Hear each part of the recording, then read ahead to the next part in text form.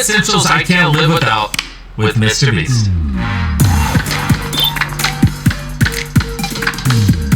My first essential is AirPods. I mean, I think this goes without saying. These things are a gift from God. I'm on the phone all the time. I usually burn through like 2 or 3 pairs of these a day. So, like, I have to like cycle and recharge them, which is why this has a green strip on it. Because I have like my green AirPods, I have my yellow AirPods, I have my pink AirPods. These will usually run out of battery before like 1 or 2 p.m. And then the gold ones will run out of battery around like 8 or 9 p.m. And then, you know, the pink ones will last me until I end up going to bed. So I'd say I'd probably take like 60 or 70 phone calls a day, so these just make it 10 times more fun. And then, of course, obviously, when I'm watching YouTube, stuff like this, it just comes in clutch. I do lose quite a bit of AirPods, so I probably do, like, you know, 300-400 flights a year. Sometimes I accidentally leave them in the seat cushions, or, like, I think I've lost 2 pairs this year because they've fallen out of my pocket, and they've slid back underneath the seats on, like, a commercial flight, and then we just can't find them. I'm pretty sure people just steal my AirPods when that happens, so, yeah, probably burning through at least a dozen pairs this year.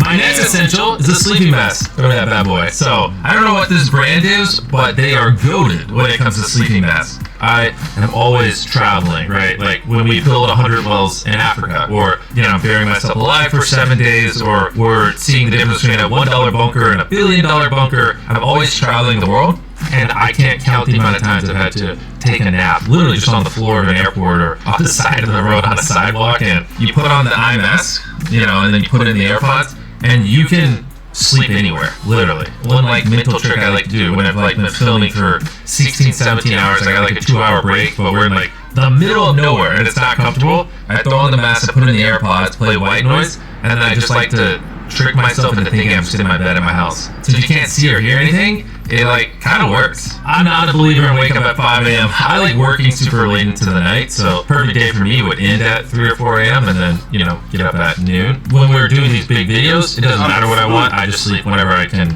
break away from the camera. And so the beauty of... I'm telling you, if you want to do work, do your work at night. It's easier and more peaceful for you to do your work at night. That's why I like streaming late, end my stream. I edit my videos from now. Watch, if I end the stream now, I will edit my videos till about I streamed early today, it's already till 9. I'll edit my videos about 10, 11 till my laptop goes down, basically. But if there's light, I edit my videos like when I do from 10 to 12 stream, I edit my videos from 12, 1, 2, 3. I sleep, but guess what? I know they wake up for afternoon lunch. That means I wake up around 6. Bro, 6 o'clock I'm up. That's why most of the time my head, I feel, bro, most of the time I'm feeling headache most of the time. Because why? I don't get enough sleep. I sleep around 3, I wake up around 6. I do work throughout the day. I just be active throughout the day. I stream again and I do the same thing. There was a day I was supposed to stream earlier. I wasn't able to stream because I slept. I was like, let me just get a little nap before I stream. I slept by around 1 p.m. in the afternoon. Guess when I woke up? 7 p.m. because my brain needed it. This mask right here these are detachable, right? So like not everyone's face is the same, so why should their sleeping mask be the same? So in this case, you can put it exactly where your eyes are. And like the worst part about a sleeping mask, guys, I've researched dozens of sleeping masks, I know everything about them. The worst thing you can have with a sleeping mask is like a little bit of light comes in the bottom, right? It's brutal. You want to be pitch black, which is why these eye protectors really kind of almost suction cup to your eyes, and the fact that you can adjust them, it's goated. There you go. Throw some AirPods in, ready to hit the hay. Alright, third thing I can't live without, thank you, is my fans. You know, so this is actually a recent letter that we received. And one of my favorite things to do when I'm feeling overworked or like depressed is just go, you know, open up some letters and read them. I haven't read this one yet. This is a new letter. It says, "Hi Mr. Beast, my name is Luke. I hope this card reached you well." It did, Luke. I hope Luke sees this video. I've always wanted to talk to you, and I'm writing you to say, yesterday I had a Feastables. It was amazing. That's cool, Luke. I love watching your YouTube videos. They're great. I won't read the whole thing, but, well. This basically says he loves the channel, inspired by the videos. Luke, Thank you for sending me this letter. And, and I picked this as my third essential because, obviously, without the fans, without the people who watch my videos, I'd have nothing. Like, they're the reason I get to do the videos I do. They're the reason I get to live the life I live. Exactly. It wouldn't be a 10 essentials without the fans, in my opinion. Yeah.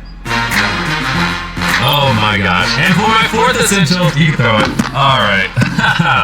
It's time for me to look like a giant nerd. This is Dune the board game. So, here's the deal. I really like strategy games. It's something I've just been obsessed over my entire life, whether StarCraft, League of Legends, any, real-time strategy game. A strategy board game, in its purest form, is basically chess, right? Whoever is the better player usually wins. But the problem with chess is it's so skill-based that it essentially turns into just whoever's willing to devote most of their time to the game. You just have to put tens of thousands of hours into it. I don't have that kind of time.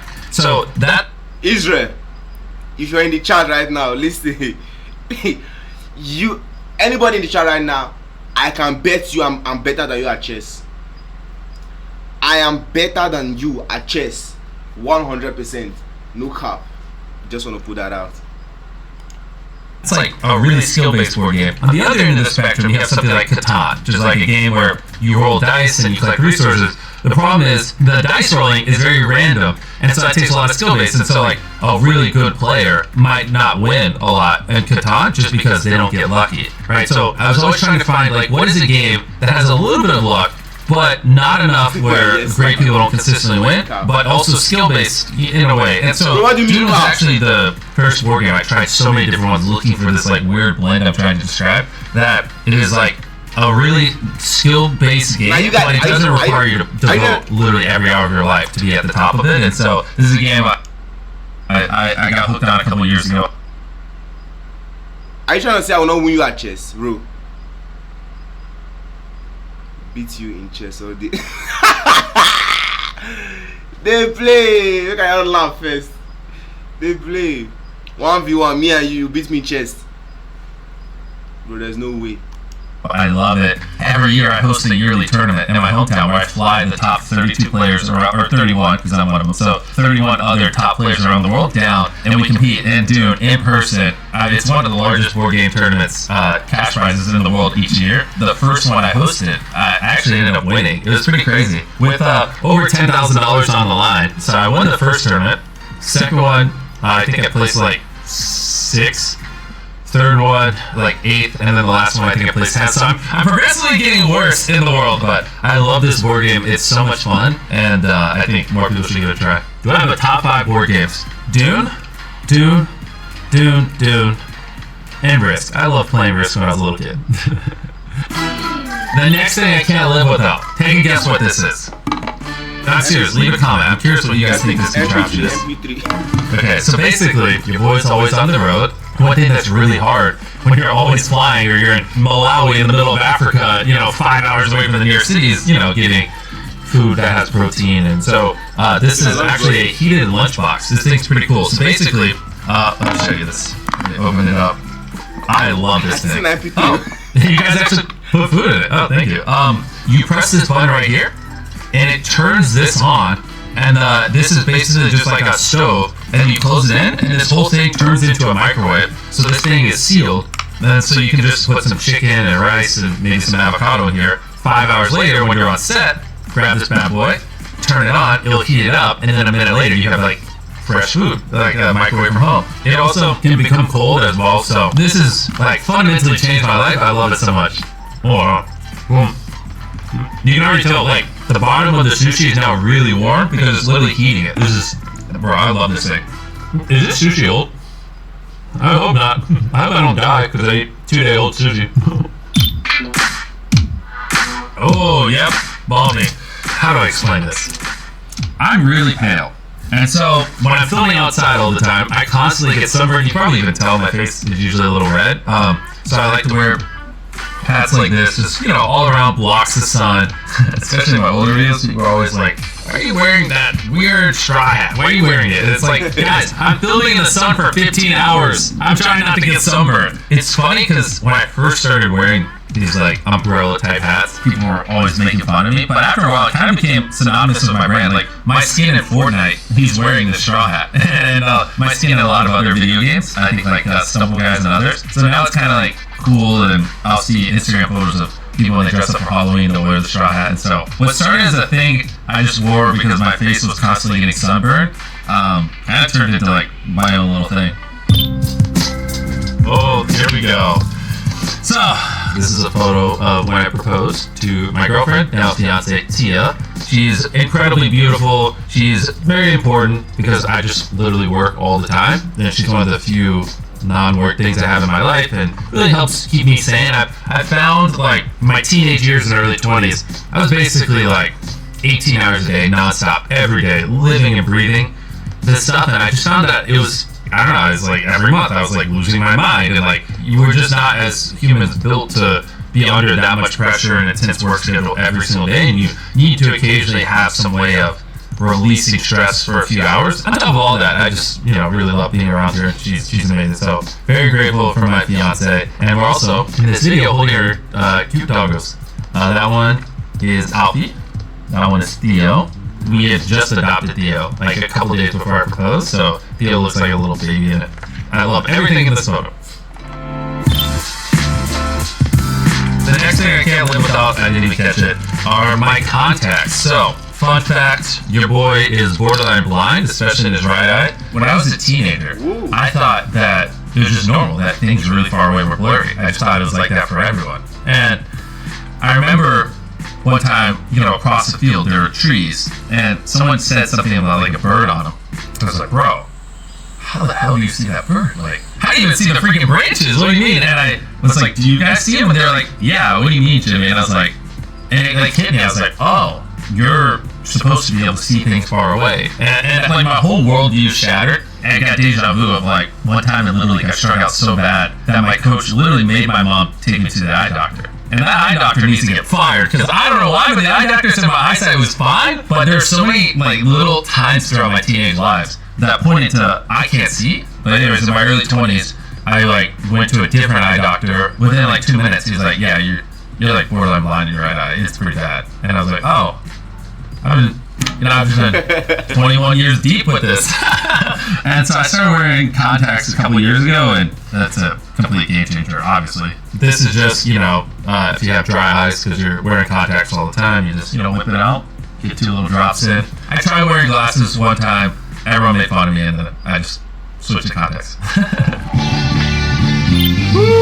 The next thing I can't live without, Money. Hey, wait, sir, do you know what's in here?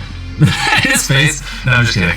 What's actually in here is $10,000. Obviously, if you watch my videos, you've seen we have a lot of these briefcases. I actually have like probably 500 of them in my studio because we're just constantly giving away money so much. So $10,000 is real money. I want to give you this money. Can you split it with the crew? All right. I'm taking over the channel. This is now Mr. Beast video. Jeremy, here is $10,000. I want you to split it evenly with the crew. I got y'all, man. I got y'all. Trust me. Wait, you have grills in your teeth? Yeah, I do. Bro, okay. Grills? That would be a good video. Yeah, I'll totally get grills. Hey, don't take the whole thing. Alright, got you, man. Hey, let's go.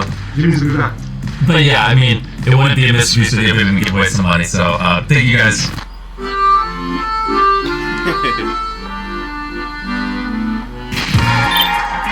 Heck yeah. The last thing I can't live without is Feastables. Let me put these bad boys right here. Feastables is our chocolate brand, and a lot of people don't realize this, but on the more serious side, there's over 1.5 million children that work in illegal child labor on cacao farms. 46% of all labor on cacao farms in West Africa is illegal child labor. And so I started a chocolate company, and we do 3 things differently than most other chocolate companies. We use fair trade certified beans, and we pay 100% of our farmers' living income reference price, and most importantly, we audit and remediate child labor on our farm. So we only work with farms that have child labor auditing and remediation systems on there. So that's hire me, bros. Hire me. Be a day at the farm every day. Don't say they call my pocket. Hire me. Feastables is something I'm very passionate about. I hope to one day cause a catalyst using my platform plus Feastables to get over 1 million kids out of illegal child labor. Any of you who have ever eaten Feastables, I'm just very grateful for helping us achieve our mission. because I don't think you need to use child labor to make chocolate. How about the camera guys? Camera lives matter too. Here you go. There you go. Heck yeah. All right. GQ. Nigga, we're going.